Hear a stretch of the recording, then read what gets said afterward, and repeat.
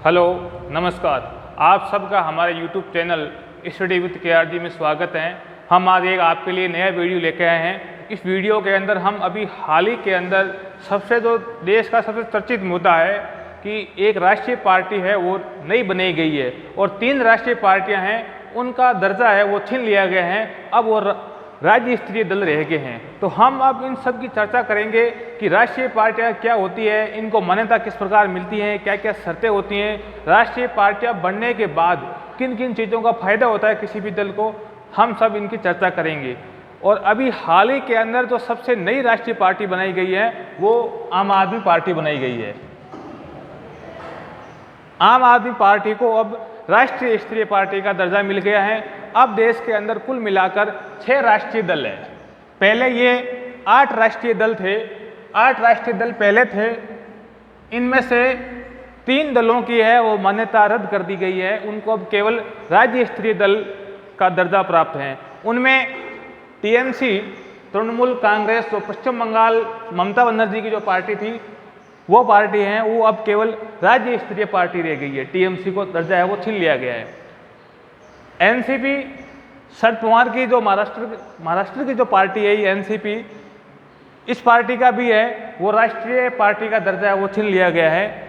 एक है CPI, communist party of India, ये साउथ की पार्टी है, इस पार्टी से भी राष्ट्रीय पार्टी का वो दर्जा छीन लिया गया है। और एक नई पार्टी को राष्ट्रीय पार्टी का दर्जा मिल गया है। इस प्रकार पहले 8 थे, 8 में से 3 वो कम हो गई और एक नई जुड़ गई। तो अभी राष्ट्रीय पार्टियां हैं वो कुल 6 राष्ट्रीय पार्टियां हैं। कोई भी पार्टी है वो राष्ट्रीय पार्टी कब बनती है, उसके लिए क्या क्या शर्तें हैं, हम उनकी अभी चर्चा करेंगे। और अभी वैसे देखा जाए तो 6 जो राष्ट्रीय पार्टियां हैं उनमें इंडियन नेशनल कांग्रेस, जो कांग्रेस पार्टी है, एक और राष्ट्रीय दल है, बीजेपी, आम आदमी पार्टी, बीएसपी, मायावती वाली जो यूपी की पार्टी है, सीपीआई एम्स, ये कम्युनिस्ट पार्टी ऑफ इंडिया जो मार्क्सवादी हैं, इसी से सीपीआई से अलग होकर ये बनी थी, ये वाली साउथ की पार्टी है। और एक एनपीपी, ये अरुणाचल प्रदेश की पार्टी है।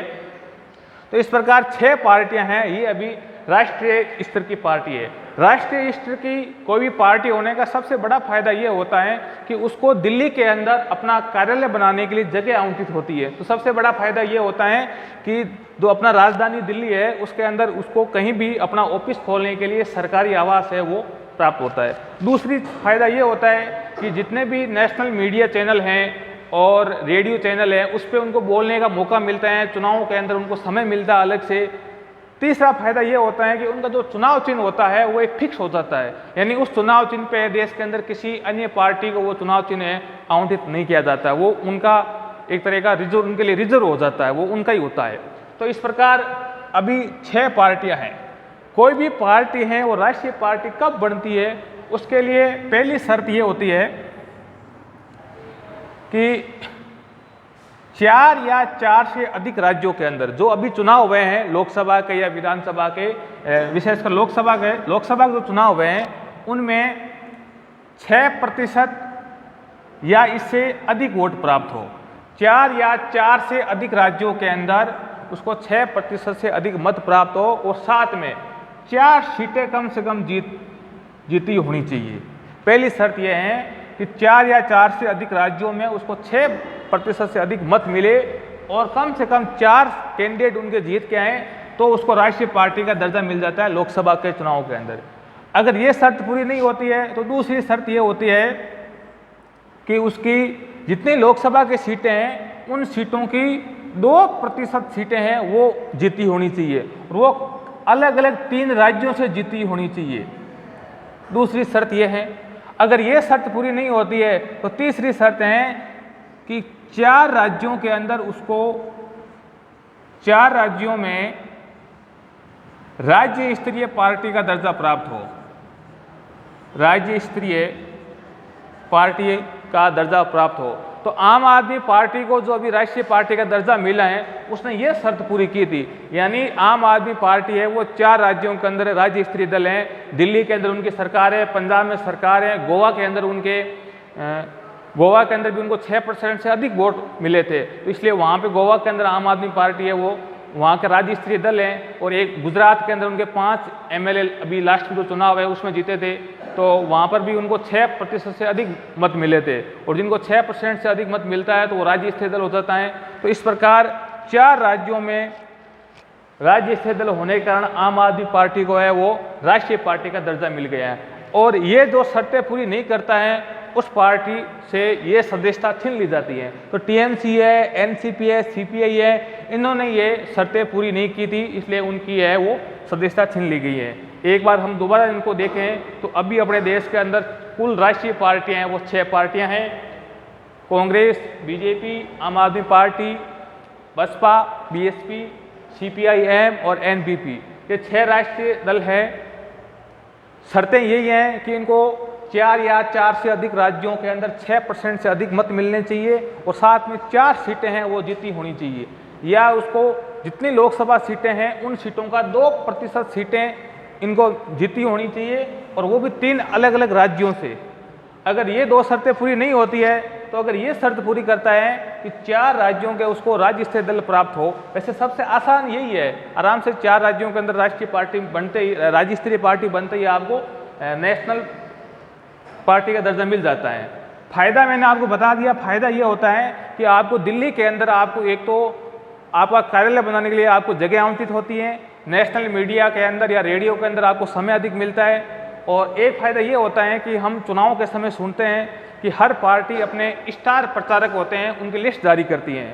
तो जो राष्ट्रीय स्तरीय पार्टियाँ करती हैं, इनको ये 40 से अधिक संख्या के अंदर हैं वो स्टार प्रचारकों की लिस्ट जारी कर सकती हैं, और जो राष्ट्रीय पार्टियां नहीं होती हैं तो उनको 20 से अधिक हैं वो स्टार प्रचारक वो लिस्ट जारी नहीं कर सकती, यानी स्टार प्रचारकों की संख्या होती है वो कम होती है। और स्टार प्रचारक का मतलब ये होता है कि उनका जो खर्चा होता है स्टार प्रचारकों को चुनाव प्रचार करने का, वो कैंडिडेट के लिस्ट में शामिल नहीं होता है, तो इसलिए ये फायदा हो जाता है।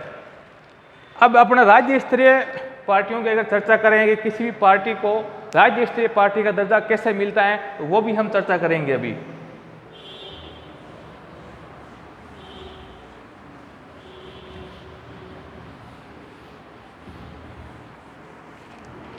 और इससे पहले आप सबसे हमारी एक रिक्वेस्ट है कि हमारा जो यूट्यूब चैनल है इसको आप अधिक से अधिक संख्या में शेयर करें, सब्सक्राइब करें, ताकि अपना जो यूट्यूब परिवार है और बड़ा हो जाए। आने वाले दिनों के अंदर आपको हम राजनीति से जुड़े हुए महत्वपूर्ण मुद्दों की हम और इस चैनल पर चर्चा करेंगे।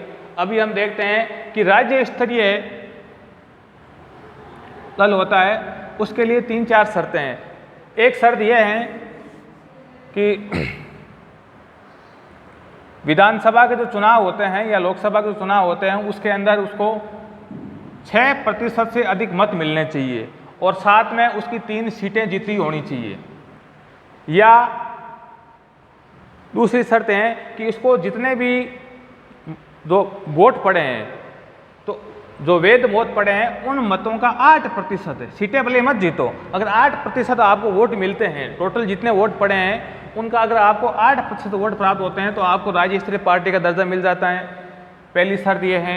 अगर ये शर्त पूरी नहीं होती तो आप ये भी कर सकते हो कि आपको 6% मत मिले और आपको 3 सीटें प्राप्त हो। अगर ये भी नहीं होता है तो एक ऑप्शन आपके पास और होता है कि जितनी आपके 25 लोकसभा सीटों पे 25 लोकसभा सीटों पर आपकी एक लोकसभा सीट जीती होनी चाहिए। ऐसे राजस्थान के अंदर अभी आरएलपी को राज्य स्तरीय पार्टी का दर्जा मिला है, तो इन्होंने दोनों ही शर्तें पूरी की है कि 25 सीटों पे इनका एक कैंडिडेट लोकसभा चुनाव सीट भी इनके पास है, और दूसरी शर्त यह है कि इनकी एक शर्त यह भी है कि 3 सीटें अगर आप जितनी आपकी विधानसभा की कुल सीटें हैं उन सीटों में से अगर आप 3 सीटें जीतते हो तो भी आपको राज्य स्तरीय पार्टी का दर्जा मिल जाता है। तो ये भी शर्त आरएलपी ने पूरी की है, उनके 3 सीटें जीती हुई है। लोकसभा वाले देखें ये भी शर्त उनकी पूरी की हुई है, तो एक राज्य स्तरीय पार्टी का दर्जा है। तो इस प्रकार हमने देखा है कि किसी पार्टी को राष्ट्रीय पार्टी का दर्जा कैसे मिलता है, राज्य स्तरीय पार्टी का दर्जा कैसे मिलता है। और एक अभी हमने ये देखा था कि आरएलडी ये एक पश्चिमी यूपी की राज्य स्तरीय क्षेत्रीय पार्टियां हैं, इस पार्टी का है वो दर्जा समाप्त कर दिया गया है। इसका समाप्त करने के पीछे कारण ये है कि इन्होंने ये जो शर्तें हैं ये शर्तें पूरी नहीं की है, और पूरी नहीं की है तो आपसे वो है क्षेत्रीय पार्टी का वो दर्जा छीन लिया गया है। इस प्रकार आज हमने चर्चा की है। अभी जल्दी आपके और पॉलिटिकल से संबंधित आपके और वीडियोज आएंगे, तब तक के लिए धन्यवाद। राम राम।